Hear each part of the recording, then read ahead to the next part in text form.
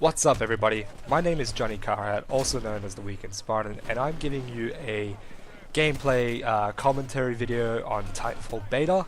The purpose of this video is really to provide, I guess, sort of an impressions, some thoughts on the game, give some commentary on various gameplay aspects and elements, and then also tell you whether or not it's actually worth your money. So yeah, so I'll be commentating over the current video that's actually playing in front of you right now. And so I guess I'll split this video up into sort of 3 segments. I'll give you my impressions on the game. I then will provide a little bit of commentary on game modes. I think I included 3 different game modes in this game, in this video. I want to talk about, say which one's my favorite, what makes this game fun, what makes it not fun, and then give you a little bit of just some general thoughts on the game. So as you can see already, this game is absolutely beautiful, and I did play the PC beta. I also saw my friend play the Xbox One beta, and right off the bat, my first impression of this game, and hopefully what your impressions are just viewing this, is this game is gorgeous. It really does look pretty nice. Next gen, I wouldn't say so. I mean, it's very efficient, I would say. I was running this game, so the footage you're seeing now is 720p, mostly low settings on my laptop. I was playing this game on my laptop, and even though I was recording using Bandicam, which used a lot of processing power, it did not dip below 30 frames. So this it's gonna load up there. This game is very efficient, I would say. It would run on low-end hardware quite easily, I believe. If I was not recording with Bandicam and I had a little more processing power, I could easily run this game at medium highs and maybe some very high settings, or tweak it to high settings quite easily. So my impressions of the game is that it's very good looking for what it is. It's quite pretty. From what I've seen, just from experience in my own videos, the game does look prettier on PC than it does on Xbox One, but the Xbox One, honestly, unless you're looking for key differences, you won't really notice the difference. It's a beautiful game anyway. The game is very fast-paced, as you can see. It is a first-person shooter, but it's incredibly fast-paced. It's incredibly arcadey, which came as a shock, to be honest. I don't know how to explain it. It's got this arcadey factor to it, but it's also incredibly competitive, like say Call of Duty is, and that comparison has been made a million times on the internet. Does it have any merit? Yes, you know what, it does, and I'm not saying that's a bad thing. Some of the animations, some of the movement are similar to Call of Duty. Some of the gunplay. I'm trying to hack this robot here. I'll get into all that later. So it is a little bit similar in that sense, but it's also completely different. The combat feels different. The movement eventually does feel different once you get into the parkour. The Titans are obviously incredibly different, and the game obviously has this very completely different feel to it. It's, if you want to make the argument, it's Call of Duty, but you know, in a different setting, in a different timeline, with parkour and different guns and mechs and kind of different everything. So once you get into the nitty-gritty of this, grittiness, I am not talking well. Once you get into the heart of the game, it is very different from Call of Duty, and the comparison is not very fair to make. And something you may have been noticing already is the parkour in this game is, honestly, it's solid for me. I love the parkour in this game, and every arcadey first-person shooter needs this in the future, I think. It's very, very easy. It reminds me a lot of Mirror's Edge, but it's much more easier to do, and it's much more user-friendly. You just run towards a wall, jump, and you automatically start wall running. From that point on, you can hang off the wall and jump again, or just jump. You can just continue the flow. It's very, very fluid. For a beta, it is very well polished, as you can see. It runs well. It's quite optimized for PCs. I didn't really encounter any bugs, or at least none that I noticed. Nothing major, at least. So it's polished and fluid. So it's like liquid metal. It's the best way I can describe this game in its current state, at least. This is another fantastic thing you can do in the game. You can actually jump on Titans, which again I'll get into. I'll get into all the elements of the game a little bit later. I just want to sort of get forward my impressions. I was having some, as you can see, some disconnect issues. There are no Australian servers. I was getting 180 to 250 ping. At 180 it was playable, surprisingly. At 250 you're getting like, nah, I can't play this game at that. There are some rumours that there won't be Australian servers at launch, but they are working on it. If you get 180 ping, I've noticed that the game is playable. At 180 ping, very surprisingly for a first-person shooter, the game is very playable, especially if others are playing at 180 ping. But if you're at 180 ping and you're playing against somebody with 20 ping, it's no contest. They're gonna shoot first and they're gonna win every single time. So the game is split up into sort of two components, I would say. There's the pilot gameplay, which is what you're seeing now. That's basically infantry, and as you can see, we just won the game. And then there is also the Titan gameplay, which is, it doesn't feel like you're in a mech. You're not some slow hulking beast, which was very surprising to me. It feels like a power-up. You feel pretty badass in it, and some people say that's bad. Some people want a more mech-like gameplay, but I actually really enjoyed this sort of gameplay. Here I am, rodeoing, like doing a little rodeo on another Titan, and you can actually kill Titans pretty effectively that way. That's another thing that really impressed me about the game is that the gameplay was incredibly balanced, I would say. Even though you are a pilot on foot, you could still kill enemy Titans. And here's the enemy dropship, and you basically have to destroy it before they all escape. And I think we actually do want to escape, which is really, yep, there we go. That's how you win the game. But so there's a bit of an end game, which I'll get into later. So yeah, so my impressions of the game so far were just good. It's fast, it's arcadey, it's fun. What am I playing here? This is Hardpoint. Okay, so those were my impressions of the game. It's fun, fast, arcadey, fluid, a little bit like Call of Duty at first, but once you get into the parkour aspects, nothing like it. And now, I guess I'll just get into the first gameplay mode that I played. This is Hardpoint. This is like domination mode. Basically, there's 3 points on the map, and if you've noticed that if there's just this map, there was a limit to how many maps we could play on the beta. There was only 2 maps, and I do show both of them. This is probably my favorite one because it's like an urban environment. But anyway, basically in this game mode, the goal is to control hard points on the map. So there's 3 hard points, and as you control them, you tick points. Once you reach enough points, you win the game. Points will be neutralized, and they won't basically give you any score if there's enemies around in the area. So you have to keep each area clear of any enemies. So as you can see, I killed an enemy, and now I'm trying to control a point. And unfortunately, I got killed before I could capture it. The kill cam, however, as you can see, the death cam is very useful. It basically shows you how the enemy killed you. It's very, very, very useful. So basically, that's the gist of this game mode. It's domination, and to be honest, I found it very fun. It's also very balanced in terms of Titan gameplay. In most of these maps, there's only going to be one place where you can control a hard point as a Titan. The rest of these points, such as the one I'm capturing right now, you have to be on foot. You have to get inside the building. It's close quarters, and it adds more variety to the gameplay, I would say. It allows builds such as shotguns and like pistols to be a lot more useful than the rifle that I'm using right now to be, you know? You want to go inside these buildings and a person with a shotgun can clear them out pretty well. So it adds a lot of variety. It's not just parkour between buildings and like a normal deathmatch. There's a lot more tactics to it, which is quite good. I never really liked domination mode in most gameplay types, and I never really liked capture the flag.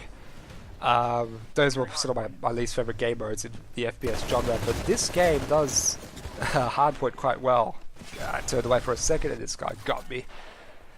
Anyway, so as you can see, I'm about to call down a Titan right now, and the way you achieve Titanfall is everyone has Titans. Every single player in the game has Titans. You have to wait 2 minutes, and once you wait 2 minutes, you get your Titan.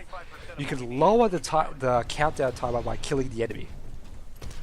By killing enemy players, you, I think, reduce the timer by 15 or 30 seconds by like a ridiculous amount. By killing the enemy AI, you reduce it by, I don't know, 10 seconds, maybe 15, I'm not sure, but a considerable less amount. And that's something I forgot to talk about. A lot of people were giving this game a lot of flack for the enemy AI. The enemy AI is terrible. It is flat out stupid. Unless there's 8 or 10 of them surrounding you and you're not shooting at them, you'll kill them every time. I accidentally dropped in a platoon of maybe 6 people, thought they were my own team, let them shoot me a couple of times, and then I killed them all completely. The AI is plain and simple stupid. And that's what everyone says is that's a problem. Is that a problem? I say no. To me, the enemy AI in this game is a resource. You farm AI in this game like you would farm creeps in Dota or League of Legends. The AI is simply fodder. It's there for you to basically get experience, level up your gun, or get achievements, and to reduce your Titanfall timer. They are there as a resource, and it's good. They don't really do much. They might capture a point or two. They might get a couple kills. As you can see here, I did a little execute, which was pretty cool. And but they generally stick out of your way. But one thing they do, which I think the developers really need to expand on this, because this was freaking awesome. As you saw before, those were 2 AI there, and it almost adds like a story to the single player. That's the best way I could describe it. Like you'll frequently encounter AI that is like doing things, but things that normal characters wouldn't do. Like for example, I once walked into 3 AIs, and one of them was basically fighting, like hand-to-hand fighting with this other one. And he knocked him out, and then this other guy came and basically saved his body, which was pretty cool. Frequently you'll see AI dragging their fallen comrades away, but they don't really do anything. It's like little animations, and I personally think that they need to expand on that. Like if an enemy AI is dragging their wounded away, they should revive that wounded, and they should basically go back in and contribute to the fight. Right now they're just animations. Like they don't really mean much. Like you'll frequently find two AIs basically punching it out, and then one of them winning, which is very cool. It's visually pleasing, and it makes the battlefield feel very alive. It feels like it's breathing almost.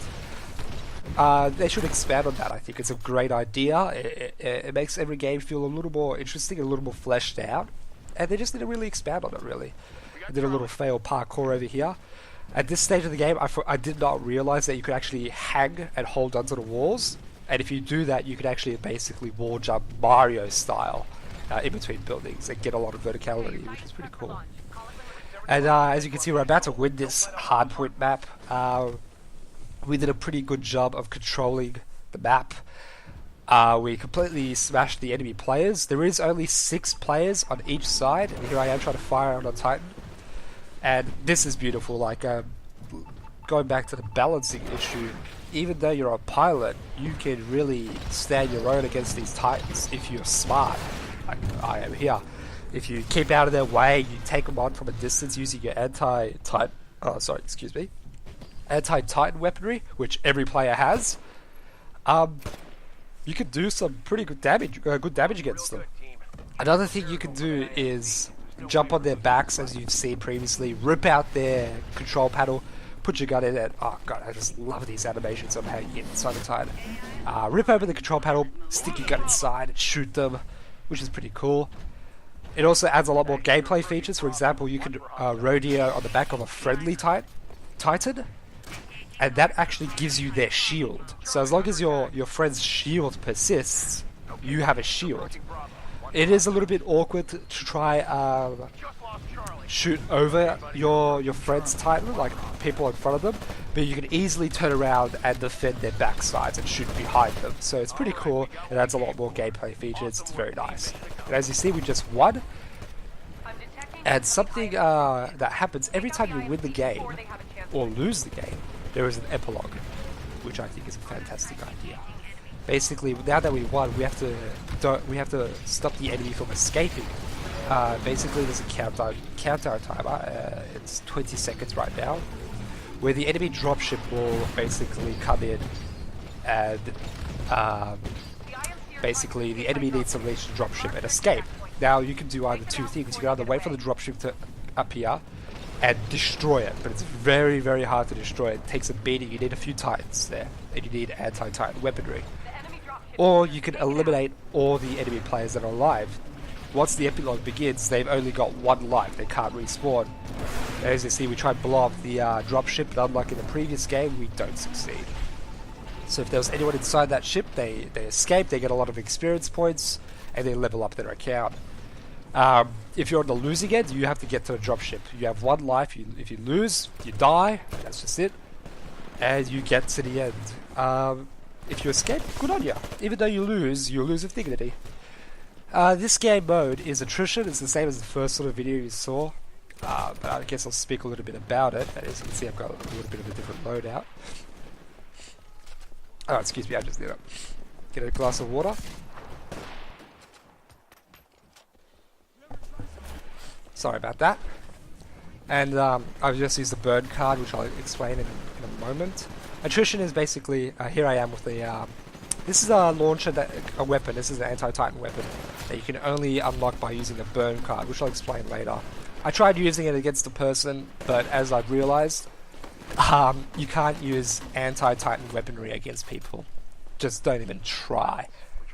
But anyway, attrition is basically team deathmatch. You kill enemies, even AI count towards your score. Once you reach a certain number, you win the game. So, very simple, very fun, jump in, jump out sort of game mode. Burn cards, that's right, that's what I want to explain. Something I used just before, you may notice, is that when you die, you have an option of using a burn card. And a burn card is basically, before every match, you can add 3 cards to your loadout. And every time you die, you can use 1. And these will just basically give you a buff that you can't actually obtain in-game. It'll give you a weapon that you can't unlock, at least we couldn't unlock them in the beta. As for example, a super-powered sniper rifle, or a sniper rifle that can see through walls. That time just went nuclear. These burn cards offer everything from weapons to amped up version of current weapons to perks like speed boosts or X-ray vision. They're very cool. They're a little bit overpowered, but like I said, you can only use 1 per death. And they're pretty cool. I enjoy them. They're a nice little addition. You unlock burn cards by basically doing well in a game or completing games. So you have like 20 burn cards that you can assign to 3 slots. You see, this guy just killed me with a little DMR. But anyway, so yeah, this is attrition. I think we lost this match. As you can see, we're losing quite heavily. And here I am. I thought that these people here, for a second I thought they were my teammates, and I didn't realize that they were enemy AI. But as you can see, like, they're stormtroopers, man. They can't aim. And there was my Titan just waiting for me. I apologize if there isn't a lot of Titan footage in the game. I personally don't really like Titans that much. I prefer the maneuverability of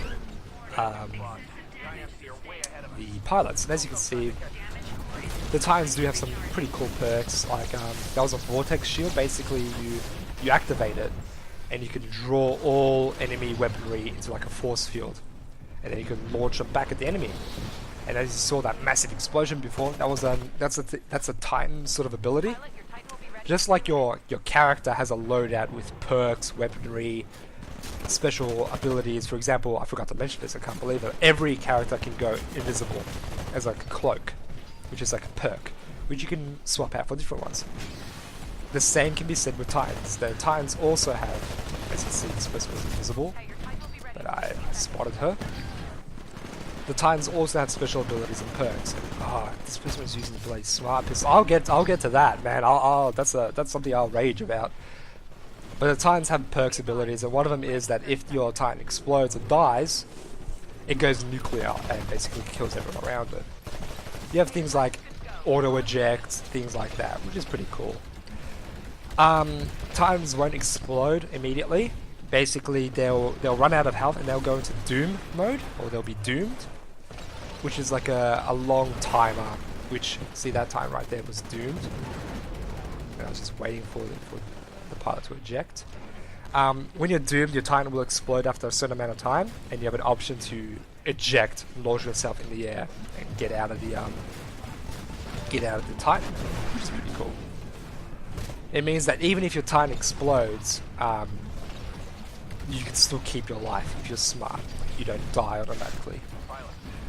And here I am, rodeoing again, little rodeo effect, jumping on, shooting the Titan with brains, trying to blow it up. When this happens, Titans have either two options. They can either deploy a smoke screen, which suffocates and kills you, which is a special ability that you unlock, or they can have a buddy shoot you off their back. And as you can see, I was on that person's back and he just shot me dead. So if you're getting rodeoed, you have to jump off your Titan, kill the enemy, which is pretty cool.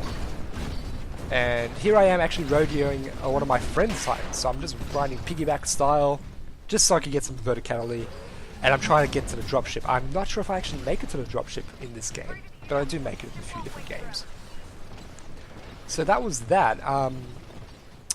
The smart pistol, which you may have seen before, I do have some gameplay footage of it, is basically, it's a troll. It's such a troll weapon, I really dislike it. Yeah, I got so close to the dropship over here, and then a Titan took me out. I was so upset.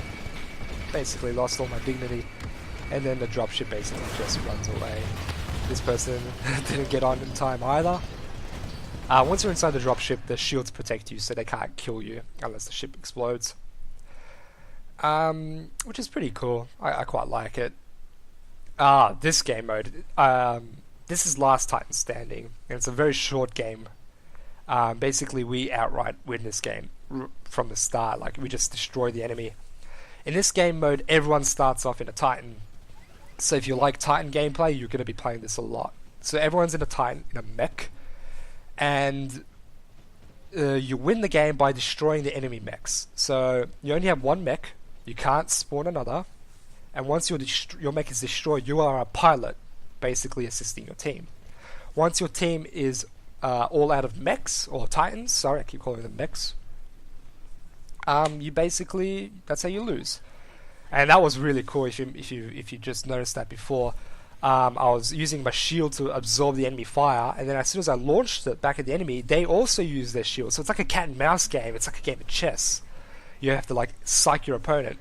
Luckily, I dodged the enemy.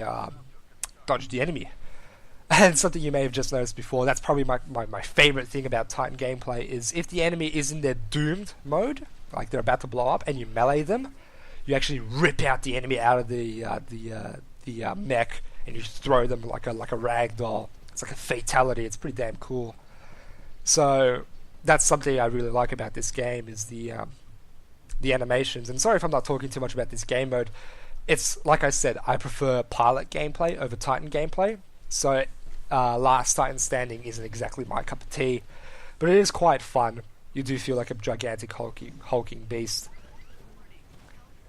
And unfortunately I died, and there goes my Titan, so I try to get revenge. And this was the last Titan on the enemy team, so I jump on its back and I really tear it to pieces. So as you can see, even if you're outside of your ship, your Titan, I'm calling it everything but Titan, you can still do quite a lot to win and aid your team. You're still a force to be reckoned with. Something I forgot to talk about, though, unfortunately, was that here is some smart pistol gameplay. I was actually just about to get to this.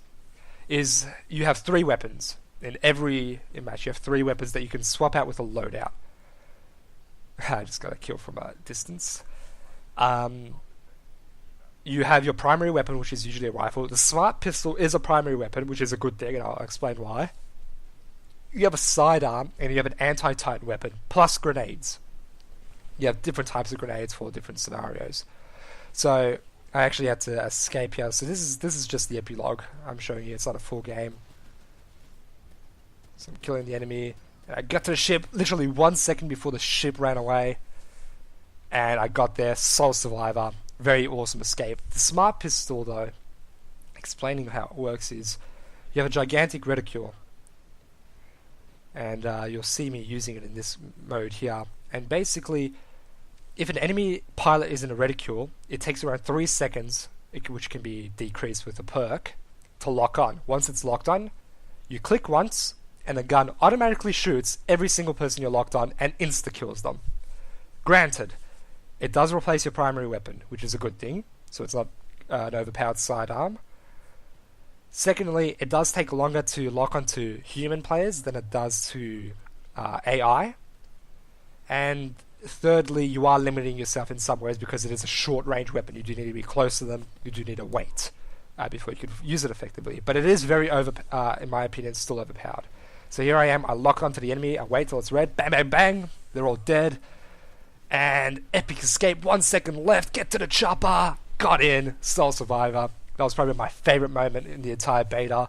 Basically killing a whole bunch of people and then making my sweet, sweet escape. So the game has a lot of like cinematic moments like that. And I must have just unlocked the smart pistol because I'm using it a lot in this video at the moment here. Hopefully you can see how the lock-on feature works. So you can, I think it's right here. So locked onto an enemy. Bang. Killed. Bang. Killed. No. Bang. And there we go. So you hardly have to aim. You just have to be sneaky. So with something like a silencer, it does become a little more viable. So if you're going invisible, the silencer basically hides you from radar when you're firing. And if you're sneaky about it and you're sneaking behind the enemy, the smart pistol is quite useful and quite overpowered. If you're fighting head on, they'll probably kill you from distance before you get close enough. So I guess I say it's overpowered just because I'm a bit butthurt, and it's very annoying to get killed by the smart pistol because it just looks like the person's not even aiming. But you know, they must have been smart enough to basically go unnoticed and sneak up behind you. So it is I guess a kind of balanced weapon. I won't say it's not. It's a bad weapon. Try to kick this person. Do I shoot him? No, that was I got killed. Oh, here's a little animation I saw, one of those animations that I was talking about. And I completely derped out here. I threw a grenade instead of executing the enemy, and I just completely killed myself. So that was pretty dumb. Unfortunately. And I've got a little more Titan gameplay here. I'm not sure what I'm trying to do here. I got cornered by a lot of Titans here. But I do escape, fortunately. I'm not sure why I put this video in here.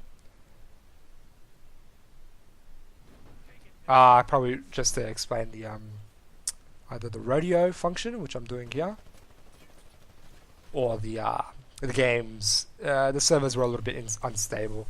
My friend who was playing on the Xbox One had no server issues at all. I, however, did. I don't know if that was my internet service provider or just the lack of Australian servers. But yeah, I completely blew up that time just by rodeoing on it. I don't think there was anyone inside it though.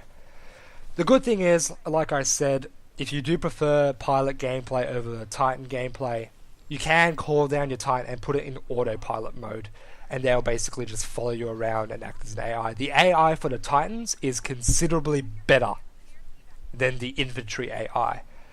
So here we go. We lost the game. It was a very close game, unfortunately, but we did lose.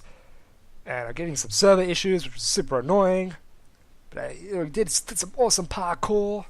Love the parkour in this game. Killed an enemy.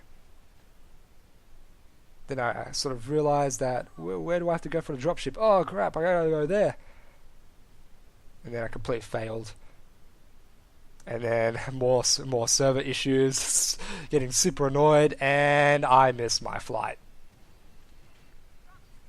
So that was a bit upsetting.